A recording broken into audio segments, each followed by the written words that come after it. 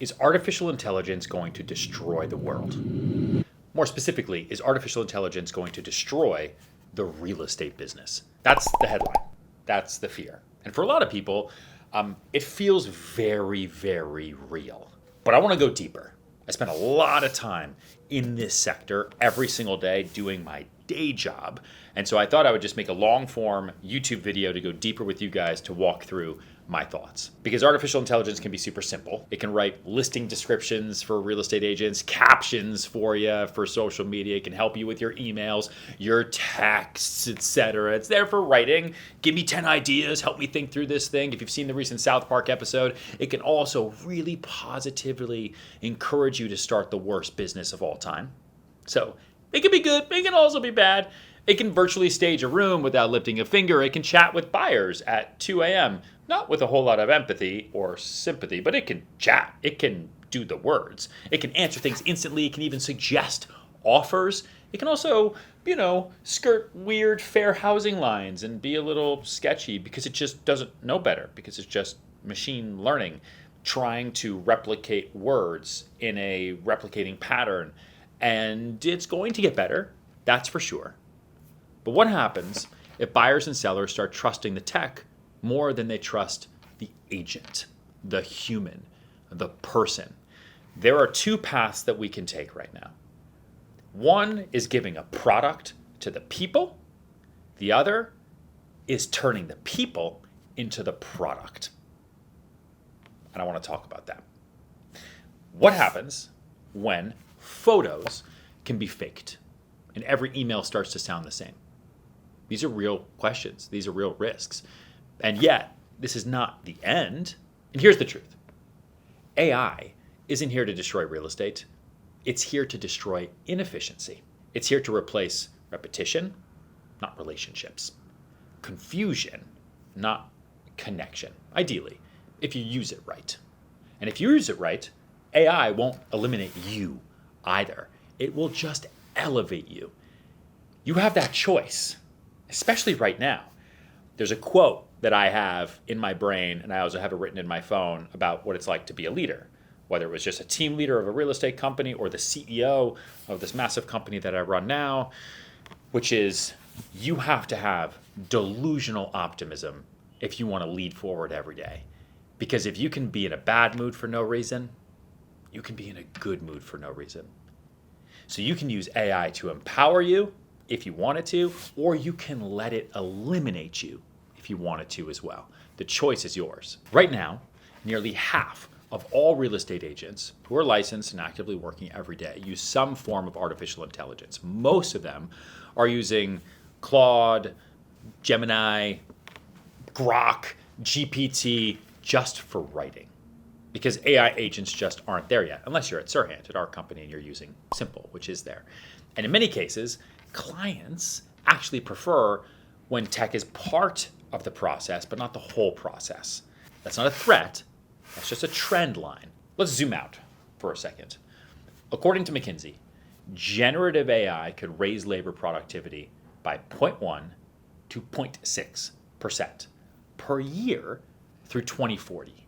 In an industry as human and time intensive as real estate, that's a shift as big as the MLS, even if the number feels small. It compounds over time. So the real question isn't, will AI replace me, and what should I think about doing with my life for the next 10 years? Should I just become a prompt engineer? It's, how do I use AI to do what I do, but do it better, faster, with more power? Quick pause. This part of the video is sponsored by Snapdragon, and it ties in perfectly because AI isn't just changing real estate, it's changing how we use our PCs. Here's the issue. Most PCs are built for a plugged-in world. The second you unplug them, performance tanks. Some by as much as 45%, leaving you at barely 55%. Imagine if Danny only finished 55% of an edit, or if a buyer offered me 55% of an asking price. It's not gonna cut it. But with my laptop powered by Snapdragon X Elite, I get max performance wherever I go. Editing, presenting, closing deals, even in the back of a car. No slowdown, no compromises, even when unplugged. And on top of that, multi-day battery life, which is insane. When you're running around in between meetings, showings, and shoots, it is crazy. And Snapdragon isn't just about speed. It's also built with a crazy processor that runs AI directly on the device. That means I can summarize contracts instantly. I can generate draft emails, or even create social content with AI without sending everything to the cloud. It is faster and more secure. And it keeps me in my flow, you know?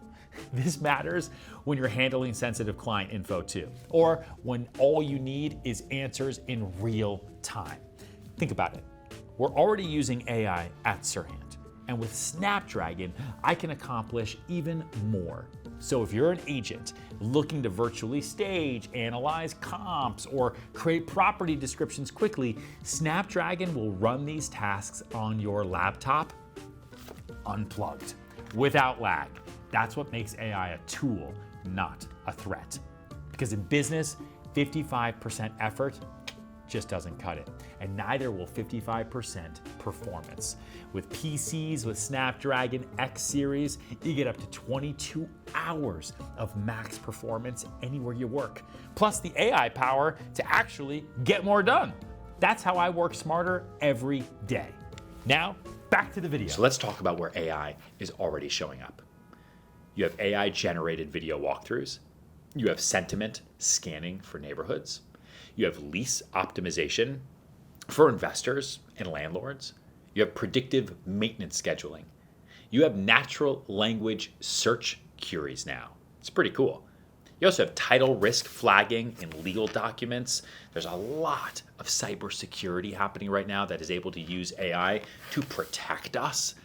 You also have hyper-local price forecasting, better than any human could ever do. These tools are being used by institutions as well.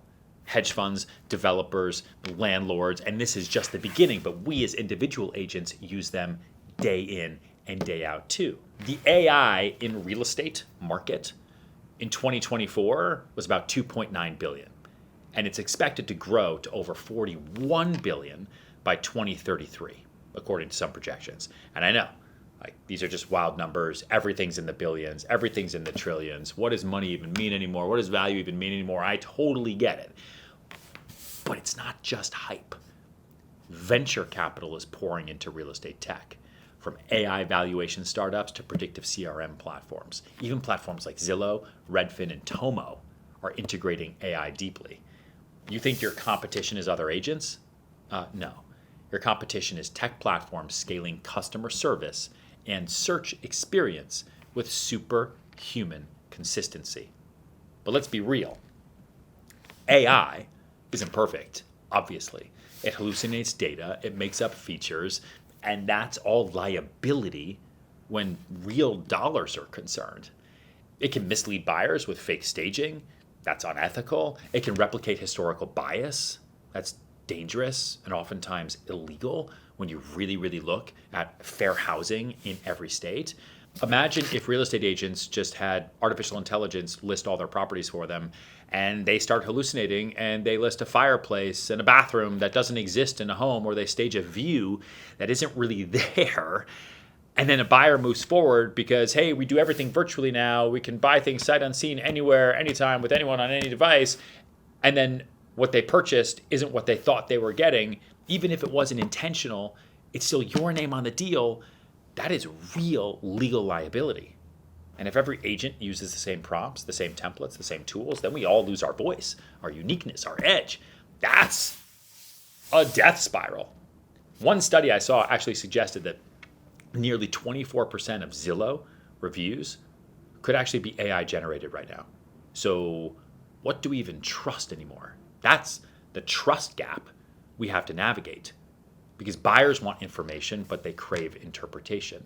Sellers want exposure, but they crave expertise. No AI will replicate your negotiation intuition. Remember that. Negotiation intuition.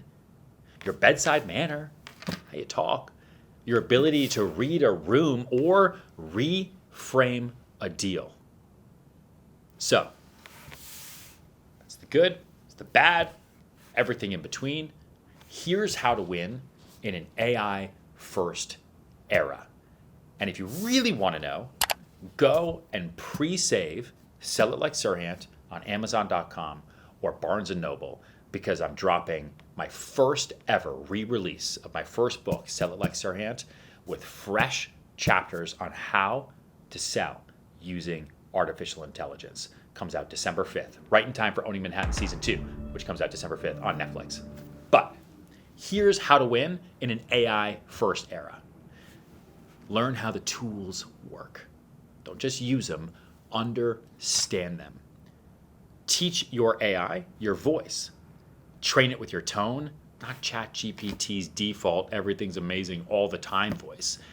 Build your data moat. Use local insights and proprietary feedback loops. Keep human checks in every workflow. Always validate, always verify. Position yourself not just as an agent, but as a consultant, a translator, a trusted advisor. Be the one who uses AI like a scalpel, not like a shotgun. Look around. New models are emerging where startups charge under $1,000 to sell homes with AI and minimal agent input.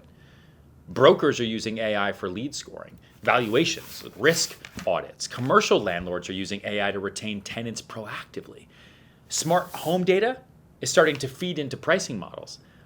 I've seen brokers layer predictive analytics with social data to identify buyers before they start searching and convert leads at 4 times their previous rate. That's real. And in my experience, AI can prep the field, but you still close the deal. The next 5 to 10 years, here's where we might be heading. I want to give you a prediction. Fully AI-assisted home search, voice-driven, mood-based, blockchain closings, they're here now, but they're coming. Hyper-personalized marketing by style, lifestyle, even color palette. Urban modeling, using AI to predict value by block, not just by zip code. Synthetic listing videos customized to a buyer's persona. And emotionally intelligent chatbots that escalate to agents with real-time analytics. Buyers will expect experiences that feel designed for them, not just listings, but lifestyles.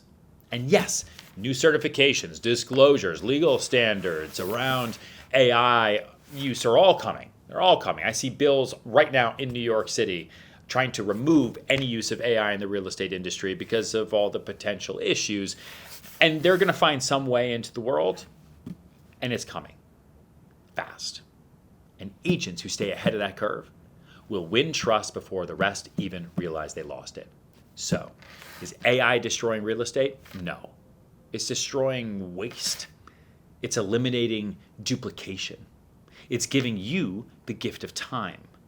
Time to advise, time to connect, time to be human. That's why at Serhant, our company, we built Simple, because it reduces screen time and increases face time. We didn't build it to replace agents, but to supercharge them. Use AI, but don't let it use you.